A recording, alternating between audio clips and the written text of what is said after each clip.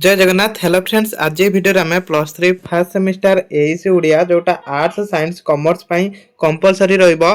तो तार आम कौन करवा ना 7टी यूनिवर्सिटी ये जी भी एक मार्किया प्रश्न सब डिस्कसन करदे। उत्कल यूनिवर्सिटी पिलांकर एग्जाम अच्छी तो से क्लास टी बहुत इंपोर्टेंट हम कहीं जहाँ भी क्वेश्चन आंसर आम डिस्कसन करवा सब टॉप क्वेश्चन सब है। तो 100 मार्क एग्जाम हम एटा मयूरभंज यूनिवर्सिटी क्वेश्चन तो एकर 60 मार्क रही कि आपंकर 100 मार्क हम उत्कल यूनिवर्सिटी 100 मार्क एग्जाम हम एक मार्किया प्रश्न फास्ट 10टी आसो। तो से 1 मार्क क्वेश्चन जी भी अच्छी आम सब डिस्कसन करवा 7टी यूनिवर्सिटी। तो क्लास टी समस्ते लास्ट जाए देखिए या 3 मार्किया और 5 मार्किया भी सब यूनिवर्सिटी आम देदबा है। तो से चैनल को सब्सक्राइब करूँ। यही वीडियो आधा घंटे पर से वीडियो आपको मिल जाए क्लास। तो प्रथम प्रश्न आसला संजोग अव्यय व्यवहार करी गोटे वाक्य लेख। देखो केते सहज क्वेश्चन। संजोग अव्यय माने ओ व्यवहार करि आम राम और श्याम दुई सांग। तापरे रूढ़ी अर्थ लेखिबा बेले केउ अर्थ को ध्यान दिया जाए, कौ अर्थ ना भिन्नार्थ को ध्यान दिया जाए। तापरे तद्भव शब्द कहले कौन बुझ, तद्भव संस्कृत रु आसीथिबा शब्द को आमे तद्भव शब्द कहि थांती। तो एई बळा सहज क्वेश्चन सब आसीबो। तो जदि सब क्वेश्चन आपण पढुचंती तो एठी पाखापाखि 70टा 68टा हैला। एठी तो 8टा आछि 68टा टॉप एक मार्किया प्रश्न जति आमे डिस्कशन करूचंती। अनुच्छेद शीर्षक किपरि हेबा उचित, अनुच्छेद शीर्षक किपरि हबो ना संक्षिप्त हबो ता सहित आकर्षणीय हबा उचित। जनता मानकर पदर शुद्ध रूप कौन, जनतार हम है। शुद्ध रूप यार कौन हम, जनतार। बा आकु बता क्यों अर्थ प्रकाश करे, एटा कौ अर्थ ना वृथा चेष्टा। तापरे स्तंभ क्या कह जाए, स्तंभ कौन क्या कहबा, खबर कागजर विभिन्न विभाग जो खबर कागज आसे सेटा को आमे स्तंभ कहबा। पिक्चर अर्थ कौन ना पिक्चर हेउची एक प्रकार सांबादिकता, माने पिक्चर अर्थ कौन सांबादिकता। तो ये एक मार्किया प्रश्न। तो पिक्चर अर्थ अनेक प्रकार हो पार। तो ये सर्ट लिखे पिक्चर अर्थ हूँ एक प्रकार सांबादिकता, ये लिखिदे। तापर जीवा नेक्स्ट यूनिवर्सिटी क्वेश्चन को। यहाँ Keonjhar university previous year question. तो ये आम उत्कल यूनिवर्सिटी भी प्रीवियस ईयर क्वेश्चन आम पढ़ा। तो यहाँ प्रीवियस ईयर नुहे 2025 माने एथर एग्जाम प्रश्नपत्र। तो एमानकर कौन प्रश्न आसला, जो शब्द ताहार प्रकृति और प्रत्येकत अर्थ को प्रकाश न करी एक नूतन अर्थ प्रकाश करे से शब्द को डैश शब्द कह जाए, से शब्द को कौ शब्द कह जाए ना यौगिक शब्द कह जाए। तापरे जो पद संहति रे उपमा वाचक पद व्यवहार हुए ताहाकू केउ रूढ़ी कहती, ताहाकू कौ रूढ़ी कहती ना उपमा वाचक रूढ़ी कहती। तापरे केउ शुद्ध चिन्ह सॉरी एटा कौटा शुद्ध चिन्ह देछि। तो एटा टिके ब्लोर हेछि, एटा कौटा शुद्ध सेटा चिन्हबे। तो ये दीटा देछि ऑप्शन। तो ये दीटा ऑप्शन नु कौटा ना एटा हबो शुद्ध, कौटा अपराह्न एटा ह तळे न। तो एटा ब्लोर हेछि देखाउ नथबो। एठी ह तळे कोन दिया जायथला ना न दिया जायथला, किंतु ह तळे न अछि। तो एटा हबो राइट आंसर। तो एई भला पडिबो शुद्ध रूप। परस्पर निरपेक्ष दुई बा तत्वधिक सरल वाक्य संजोग जो वाक्य गठित हुए ताहाकू केउ वाक्य कह जाए, ताकू कौ वाक्य कह जाए, ताहाकू यौगिक वाक्य कह जाए। श्रेणी भितर चुप हुई बस अर्थ दृष्टि यह केउ प्रकार वाक्य, अर्थ दृष्टि यह कौ प्रकार वाक्य हम, एटा आदेश सूचक वाक्य हम कहीं आदेश दिया जाउछि श्रेणी भितर चुप होइकी बस। तो ये देखो बहुत क्वेश्चन आसे जो गुड़ाक अन्य यूनिवर्सिटी पड़ी थाए। तो से आम डिस्कसन करुँच ये 7टी यूनिवर्सिटी, गोटे नुहे दुईटी नुहे 7टी यूनिवर्सिटी क्वेश्चन। ता सहित या भितर भी Utkal university previous year question अच्छी। शिक्षक कहले मु आज व्याकरण पढ़ाइबी, यह प्रत्यक्ष ना परोक्ष उक्ति सूचक वाक्य। यहाँ कौ उक्ति ना यहाँ हूँ प्रत्यक्ष, कहीं शिक्षक कहते मु आज व्याकरण पढ़ेबी माने शिक्षक पढ़ेबे। गोटे दीर्घ अनुच्छेद को केते भागरु भागे शब्द संक्षेपण करा जाए, केते भागरु ना 3 भागरु भागे। संपादकीय मानक स्तंभर मध्यवर्ती स्तंभ को क्यों स्तंभ कह जाए, कौ स्तंभ कह जाए ना मुक्त स्तंभ कह जाए। तापर व्यक्तिगत और गोष्ठीगत जोगाजोगर मूल्यवान उपाय कौन, एटा कौन ना गणमाध्यम होची मूल्यवान उपाय। एटा भी एडवर्टाइजमेंट भी हो पार। तो से एडवर्टाइजमेंट कौन गणमाध्यम जरिया हुए। क्रेता सह विक्रेता जोगाजोग सृष्टि करबा डैश लक्षण, एटा कौ लक्षण ना विज्ञापन एटा लक्षण। तो ये मयूरभंज यूनिवर्सिटी क्वेश्चन सैला 10टी। तापर जिबा अन्य यूनिवर्सिटी क्वेश्चन को। तो यहाँ हूँ Utkal university previous year question माने 2025 24 क्वेश्चन। तो देखंतु कौन आसला प्रश्न शब्दर एक सार्थक संज्ञा प्रदान कर। तो यहाँ ब्लोर टिके तो यहाँ मुझे पढ़ी दूसरी आप आंसर भी नोट कर। शब्द एक सार्थक संज्ञा माने शब्दर गोटे संज्ञा देबे एक बा एकाधिक वर्ण मिसी एक निर्दिष्ट अर्थ प्रकाश करुले ताहाकू शब्द कुआ जाए। तो बहुत सहज क्वेश्चन आसला तद्भव शब्द क्या कुआ जाए। तद्भव कौन ना जो शब्द संस्कृत शब्द रु जन्म ताहाकू आमे तद्भव शब्द कहते। पुओ शब्दर तत्सम रूप कौन पुत्र हम पुअर हम पुत्र। तो जहाँ भी क्वेश्चन आसला आम डिस्कसन करदे जो द्वारा आपनकर बहुत हेल्पफुल हम। विषन्न शब्दर शुद्ध रूप कौन यार शुद्ध रूप कौन यहीटा देखो लिखि दूची। तो युवा पढ़ने टिके ध्यान देवे ना भूल भाल हम। तापर निरोगी रो शुद्ध रूप कौन। तो निरोगी यहाँ भूल थी माने स्पेलिंग भूल कराई आपन ताको ठीक करके लिखिए। तो बेले बेले ठीक दे दिए जब ठीक देथिबे तो लिखिए ठीक अच्छे से लिखिदेवे। तापर गोटे चाउल गढ़ा रूढ़ीर अर्थ कौन गोटे चाउल गढ़ा ये रूढ़ीर अर्थ कौन ना उच्च गुण माने कौन उच्च गुण को दर्शा जाए गोटे चाउल गढ़ा। रूप दृष्टि वाक्य केते प्रकार रूप दृष्टि वाक्य 3 प्रकार बा यहाँ कहुए गठन दृष्टि वाक्य 3 प्रकार। तो जगह जगह भी दिए 4 प्रकार। तो किसी बहीर 3 प्रकार दूसरी किसी बहीर 4 प्रकार दूसरी। यौगिक वाक्य किपरि गठित हुए दुई बा एकाधिक सरल वाक्य समाहार गठित हुए है।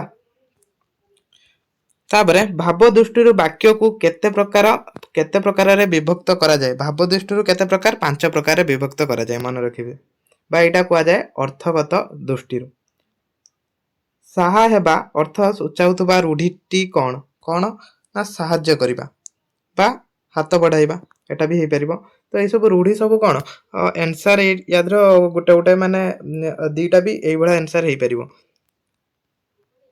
तापर नेक्स्ट यूनिवर्सिटी जीवा। तो यहाँ ब्रह्मपुर यूनिवर्सिटी आसी प्रश्न। तो से कौन प्रश्न आसाला ताको भी डिस्कसन करवा। तो क्लास टी बहुत इंपोर्टेंट रोचे समस्त लास्ट जाए देखिए। तो प्रथम प्रश्न तद्भव शब्द क्या कह जाए। तो ये ही प्रश्न आसो जो शब्द गुड़िक संस्कृत भाषा सृष्टि हुई ओडिया भाषा व्यवहृत हुए ताकू आम तद्भव शब्द कहती। तो से तद्भव शब्द कह जाए। तापर देश शब्द कहले कौन बुझ देश शब्द कहले आम निज देश शब्द को बुझू जो शब्द गुड़िक आम देशर आदिवासी और अन्य अंचल व्यवहृत होता मौलिक भाषा आसी ओडिया भाषा मिसी आम तद्भव देश शब्द कही था। तापर यातायात शुद्ध करी लेख यातायात को कौन करवा ना आम शुद्ध करके लिखा। तो यहाँ शुद्ध होइकी लेखा अच्छे है यातायात। तो यहाँ ठीक अच्छे। तापरे अरण्य रुदन रूढ़ीटीर अर्थ लेख। अरण्य रुदन अर्थ कौन यार हूँ वृथा प्रार्थना बा निष्फल प्रार्थना जहाँ भी लिखिपारती। गठन दृष्टि वाक्य केते प्रकार लेख। गठन दृष्टि वाक्य 3 प्रकार किसी कहती आउ कि 4 प्रकार माने यहाँ देखो अन्य यूनिवर्सिटी भी आसला याद भी आसी। तो ये क्वेश्चन आपंकर भी आसो। वाक्य मध्य पद मानक सामूहिक सज्जीकरण को कौन कह जाए। तो भल प्रश्न ये प्रश्न आसो कौन कह जाए वाक्य विन्यास कह जाए मन रखिए। एटा 2 मार्किया भी आसे वाक्य विन्यास कौन अर्थ भाव को अक्षुण्ण रखी सीमित शब्द मध्य गद्य रचना को कौन कह जाए। यहाँ कौन कह जाए ना संक्षिप्तीकरण कह जाए है संक्षिप्तीकरण कह जाए। पिक्चर रो उड़िया प्रतिशब्दटी लेख स्तंभ बा विशेष प्रबंध। तापर वाणिज्यिक पत्र क्या कह जाए वाणिज्य संबंधी पत्र को वाणिज्यिक पत्र कह जाए। विज्ञापन को इंग्राजी रे कौन कह जाए एडवर्टाइजमेंट कह जाए। जो गोटे एडवर्टाइज भी चालू थो आपन जतले ए वीडियो ऊपर क्लिक करथिबे हैला। तापर ब्रह्मपुर यूनिवर्सिटी रो क्वेश्चन पेपर एतिकी थिला 10टी प्रश्न। तापर नेक्स्ट टिके जल्दी डिस्कशन करके सारिबा। तो शब्द क्या कह जाए एटा पढ़ीथिला अन्य यूनिवर्सिटी रो एटा हम डिस्कशन करचंती। उत्कर्षता पदर शुद्ध रूप लेख। यार शुद्ध रूप कौन हबो ना उत्कर्ष एटा देखिनो तो स्पेलिंग उत्कर्ष हबो यार एटा शुद्ध रूप हम। तो ये शुद्ध रूप देखो सबू यूनिवर्सिटी दौरान। तापर कुहुड़ी पहरिबा रूढ़ीटीर अर्थ लेखि वाक्य व्यवहार कर माने रूढ़ीर अर्थ लिखे यार अर्थ कौन अलसुआ हेबा बा काम ढिला करवा यहाँ भी हो पार। तो आम यहाँ को कौन प्रयोग करवा। तो आपड़ कौन भी ବାକ୍ୟ ଏଠି ନେଇପାରନ୍ତି। ମୁଁ ଗୋଟେ ବାକ୍ୟ ନେଉଛି, ପରୀକ୍ଷା ଆସିଲାଣି ଆଉ କୁହୁଡ଼ିରେ ପହଁରିଲେ ଚଳିବ ନାହିଁ। ତ ଏଇଭଳିଆ କିଛି ବି ଲେଖିବେ।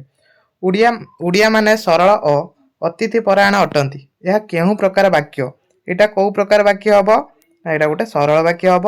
ଆଉ ଏଟାକୁ କ'ଣ କହିପାରିବା? ତ ଏଇଠି ସରଳ ବାକ୍ୟ ବି ଆପଣ ଲେଖିପାରିବେ ଏଟା। ତାପରେ ଗୋଟିଏ ମାତ୍ର ପଦ ଥିବା ବାକ୍ୟଟିଏ ଦୃଷ୍ଟାନ୍ତ ଦିଅ। ମାନ ଗୋଟିଏ ମାତ୍ର ପଦ ଥିବା। ଯାଅ, ଆସ, ତ ଏଇଟା ହେଇପାରିବ। ଶରତ ବାବୁ ସଦାବେଳେ ପ୍ରଫୁଲ୍ଲିତ। ଭୁଲ ଥିଲେ ସଂଶୋଧନ କର। ତ ଏଇଟା ମତେ ଲାଗୁଛି କି ଏଇଟା ଠିକ୍ ଅଛି। ତ ଏଇଟା ଟିକେ କମେଣ୍ଟ କରିବେ ଯଦି କେଉଁମାନେ ଆନ୍ସର ଜାଣିଛନ୍ତି। ସେ ଚୋରି କରି ଦଣ୍ଡ ପାଇଲା। ଯୌଗିକ ବାକ୍ୟରେ ପରିଣତ କର। ସେ ଚୋରି କରିକି ଦଣ୍ଡ ପାଇଲା। କ'ଣ ହବ? ସେ ଚୋରି କଲା ଓ ଦଣ୍ଡ ପାଇଲା। ତାପରେ ପିକ୍ଚର ଡ୍ୟାସ୍ ଆଧାରିତ ହୋଇଥାଏ। ପିକ୍ଚର କୋଉ ଆଧାରିତ ହୋଇଥାଏ? ନା ବିଷୟବସ୍ତୁ ଆଧାରିତ ହୋଇଥାଏ। ଅନୁଚ୍ଛେଦ ଶୀର୍ଷକ କିପରି ହେବା ଉଚିତ? ଅନୁଚ୍ଛେଦ ଶୀର୍ଷକ କ'ଣ ହବ? ଆକର୍ଷଣୀୟ, ସଂକ୍ଷିପ୍ତ ଆଉ ବିଷୟବସ୍ତୁ ସହିତ ସମ୍ପର୍କିତ ହେବା ଉଚିତ। ବିଜ୍ଞାପନକୁ ଇଂରାଜୀରେ କ'ଣ କୁହାଯାଏ? ଏଇଟା ଦେଖନ୍ତୁ କେତେ ବାରମ୍ବାର ପଡ଼ୁଛି। ଆଡଭାର୍ଟାଇଜମେଣ୍ଟକୁ ହିଁ କୁହାଯାଏ। ତାପରେ ଯିବା ଏଫ୍ଏମ୍ ୟୁନିଭର୍ସିଟି କ୍ୱେଶ୍ଚନକୁ। ଏଇଟା ଏଫ୍ଏମ୍ ୟୁନିଭର୍ସିଟିର ପ୍ରିଭିୟସ୍ ଇୟର 2024 ପ୍ରଶ୍ନ। ତ ପ୍ରଥମ ପ୍ରଶ୍ନ ଆସିଥିଲା, ରାମବାବୁ ଜଣେ ଅଧୀନସ୍ଥ କର୍ମଚାରୀ ଭାବେ ନୀରବ ରହିଲେ। ତ ଏଇଟା ଭୁଲ ଥିଲେ ଠିକ୍ କର। ଯଦି ଠିକ୍ ଥିବ ତ ଠିକ୍ ଲେଖିବେ। ଭୁଲ କୋଉଠି ଅଛି? ଏଇଠି ଏଇଟା ଅଛି। ଏଇଟା ହବ ଅଧୀନ ହବ। ଅଧୀନସ୍ଥ ଯୋଉଟା ଅଛି ଅଧୀନ ହବ। ତାପରେ କେଉଁଠି ଠିକ୍? ମାନେ ୟା ଦେହରୁ କୋଉଟା ଏଇଠି ବନାନ ସବୁ ଭୁଲ କରାହେଇଛି। ତ ୟା ଭିତରୁ କୋଉଟା ଠିକ୍ ଅଛି ସେଇଟା ଲେଖିବେ। କୋଉଟା ଠିକ୍? ନା ଅଧୀନରେ। ଏଇଟା ଠିକ୍ ହବ। ତାପରେ ଏଠି ବି ସେଇଭଳିଆ ଦେଇଛି। ତ ୟା ଦେହରୁ କୋଉଟା ଠିକ୍ ହବ? ନା ଅଧିକାଂଶ ଲୋକ। ଦେଖନ୍ତୁ ଭଲ ଭାବରେ ଦେଖିକି ଲେଖିବେ। ଅଧିକାଂଶ ଲୋକ ହବ। କୋଉଟା? ଏଇଟା ହବ ଠିକ୍। ତାପରେ ଖତଗଦାକୁ ଆଖିର ଅର୍ଥ କ'ଣ? ଖତଗଦାକୁ ଆଖି ମାନେ ଲୋଭୀ ବ୍ୟକ୍ତିର ଧନ ପ୍ରତି ଲୋଭ। ତାପରେ ବିଜ୍ଞାପନ ଶବ୍ଦର ମୂଳ ଧାତୁ କ'ଣ? ଏଟା ମୂଳ ଧାତୁ ହବ। କ'ଣ ହବ ମୂଳ ଧାତୁ? ଜ୍ଞା ହବ ମୂଳ ଧାତୁ। ତାପରେ ସମ୍ବାଦର କ ସୂତ୍ରଟି କ'ଣ? ୟାର କ ସୂତ୍ର କ'ଣ? ନା କେଉଁଠି, କିଏ, କ'ଣ, କାହିଁକି, କିପରି, ଏଇସବୁ ହେଉଛି କ ସୂତ୍ର। ତାପରେ ପୂର୍ଣ୍ଣାଙ୍ଗ ସାର୍ଥକ ଉକ୍ତି ହିଁ ଡ୍ୟାସ୍। କ'ଣ ହବ? ନା ବାକ୍ୟ। ଏଇଠି ହବ ବାକ୍ୟ। ତ ଦେଖନ୍ତୁ ଜଲ୍ଦି ଡିସ୍କସନ୍ କରିକି ସାରିବା। ଅଠା କାଠିରେ ପଡ଼ିବାର ଅର୍ଥ ଡ୍ୟାସ୍ ମାନେ ଅସୁବିଧାରେ ପଡ଼ିବା ବା ବିପଦରେ ପଡ଼ିବା। ଯେ ବିଧାନ କରନ୍ତି ସେ ଡ୍ୟାସ୍, ସେ ବିଧାତା। ଭାଗବତ ଡ୍ୟାସ୍ ଅନୁଚ୍ଛେଦକୁ କ'ଣ ସୁଦୃଢ଼ କରିଥାଏ? କୋଉଟା? ଧର୍ମୀୟ ଅନୁଚ୍ଛେଦକୁ ସୁଦୃଢ଼ କରିଥାଏ। ତ ତାପରେ 2025ର ପ୍ରଶ୍ନ ଦେଖିବା, ଯୋଉଟା ଏଫ୍ଏମ୍ ୟୁନିଭର୍ସିଟିରେ ଆସିଥିଲା। ତ କ୍ଲାସଟି ବହୁତ ଇମ୍ପୋର୍ଟାଣ୍ଟ ହବ। ସମସ୍ତେ ସାଙ୍ଗମାନଙ୍କୁ ସେୟାର କରନ୍ତୁ। ଦେଖିବେ ୟା ଦେହରୁ ବହୁତ ଗୁଡ଼ିଏ କ୍ୱେଶ୍ଚିନ୍ ଆସିବ। ଦେଖନ୍ତୁ 30 ମିନିଟ୍ ପରେ 3 ମାର୍କିଆ 5 ମାର୍କିଆ ବି ଅପଲୋଡ଼ ହେଇଯିବ। ସେ କ୍ଲାସ୍ ବି ସମସ୍ତେ ଆଟେମ୍ପ୍ଟ କରିବେ। ଚ୍ୟାନେଲକୁ ସବସ୍କ୍ରାଇବ୍ କରିଦିଅନ୍ତୁ ହେଲା। ତ ଏଇଟା ହେଲା 2025ର ପ୍ରଶ୍ନ। ତ ଏଟା ବି ଡିସ୍କସନ୍ କରିବା। ପୂର୍ଣ୍ଣାଙ୍ଗ ସାର୍ଥକ ଉକ୍ତି ହିଁ ଡ୍ୟାସ୍। ଦେଖନ୍ତୁ ଏଇଟା ରିପିଟ୍ ହେଇଛି। ତ ସେଥିପାଇଁ ହିଁ ମୁଁ କ'ଣ କରୁଛି ନା ପ୍ରିଭିୟସ୍ କ୍ୱେଶ୍ଚିନ୍କୁ ଡିସ୍କସନ୍ କରଉଛି। ଏଠି ଆନ୍ସର କ'ଣ ହେଇଯିବ? ନା ଆନ୍ସର ହବ ବାକ୍ୟ। ଗଠନ ଦୃଷ୍ଟିରୁ ବାକ୍ୟ କେତେ ପ୍ରକାର? ଏଇଟା ଦେଖନ୍ତୁ ବାରମ୍ବାର ପଡ଼ୁଛି। କେତେ ପ୍ରକାର? ନା ମୁଁ କହୁଛି ଦେଖନ୍ତୁ 3 ପ୍ରକାର ଆଉ 4 ପ୍ରକାର ଏଇଭଳିଆ ହିଁ ଆସେ। କିନ୍ତୁ ଯଦି ଲେଖିବେ କ୍ୱେଶ୍ଚିନ୍ ଆସୁଛି ତ 3 ପ୍ରକାର ହିଁ ଲେଖିବେ। ତାପରେ ପ୍ରଶ୍ନସୂଚକ ବାକ୍ୟକୁ ସ୍ଥୂଳତଃ କେତେ ଭାଗରେ ବିଭକ୍ତ କରାଯାଏ? କେତେ ଭାଗରେ? ନା 3 ଭାଗରେ ବିଭକ୍ତ କରାଯାଏ। 3 ଭାଗ ହବନି, ଏଟା 2 ଭାଗରେ ବିଭକ୍ତ କରାଯାଏ। ତାପରେ ଅନୁଚ୍ଛେଦ ସଂକ୍ଷିପ୍ତ କରିବା ଗୋଟିଏ କୌଶଳ ଲେଖ। ଗୋଟିଏ ମାତ୍ର କୌଶଳ ଲେଖିବେ। ଅନୁଚ୍ଛେଦକୁ ସଂକ୍ଷିପ୍ତ କରିବା ନାଇଁ କ'ଣ? ଭଲ ଭାବରେ ପଢ଼ିବା। ତ ଗୋଟିଏ ଲେଖିଦିଅନ୍ତୁ। ବିଭକ୍ତି ପ୍ରତ୍ୟୟ ସାଧାରଣତଃ ପଦ ସହ ଯୋଡ଼ି ହୋଇ ବ୍ୟବହୃତ ହୁଏ। ଏହି ଉକ୍ତିଟି ଠିକ୍ ନା ଭୁଲ? କ'ଣ ଏଇଟା? ଏଇଟା ଠିକ୍ ହବ। ତାପରେ ସ୍ନିଗ୍ଧ ସନ୍ଧି ବିଚ୍ଛେଦ କର। ଏଇଟା ସନ୍ଧି ବିଚ୍ଛେଦ କରିବେ। ଏଠି ଦେଖନ୍ତୁ ମୁଁ ସନ୍ଧି ବିଚ୍ଛେଦ କରିଦେଉଛି। ପ୍ଲସ୍ ତ ହେଲା। ରାମ କହିଲା ମୁଁ ଗୋଟିଏ ଭଲ ପିଲା। ପରୋକ୍ଷ ଉକ୍ତିରେ ପରିଣତ କର। ରାମ କହିଲା ଯେ ସେ ଗୋଟିଏ ଭଲ ପିଲା। ଏଇଟା ପରୋକ୍ଷ ଉକ୍ତିରେ ହେଲା। ପିକ୍ଚରର ସବୁଠାରୁ ଗୁରୁତ୍ୱପୂର୍ଣ୍ଣ ଓ ଆକର୍ଷଣୀୟ ଅଂଶ ବା ଅଙ୍ଗଟି କ'ଣ? ତାର ଆକର୍ଷଣୀୟ ଅଙ୍ଗ ହେଉଛି କ'ଣ ପିକ୍ଚରର? ତ ଏଇଟା ଟିକେ କମେଣ୍ଟ କରିବେ। ତ ଏଇଟା କମେଣ୍ଟ କରିବେ କିଏ ଠିକ୍ ଆନ୍ସର ଦଉଛନ୍ତି ଦେଖିବା। ତାପରେ 6 ନମ୍ବର ଆଖି ପାଇବାର ଅର୍ଥ ଲେଖ। ଆଖି ପାଇବାର ଅର୍ଥ କ'ଣ? କଷ୍ଟ ପାଇବା। ତାପରେ ଦମ୍ପତି ଶବ୍ଦର ବ୍ୟାସ ବାକ୍ୟ ଲେଖ। ୟାର ବ୍ୟାସ ବାକ୍ୟ କ'ଣ ହବ? ଦମ୍ପତି, ଜାୟା ଓ ପତି ହେଲା। ତ ଏଇଟା ହବ ତାର ବ୍ୟାସ ବାକ୍ୟ।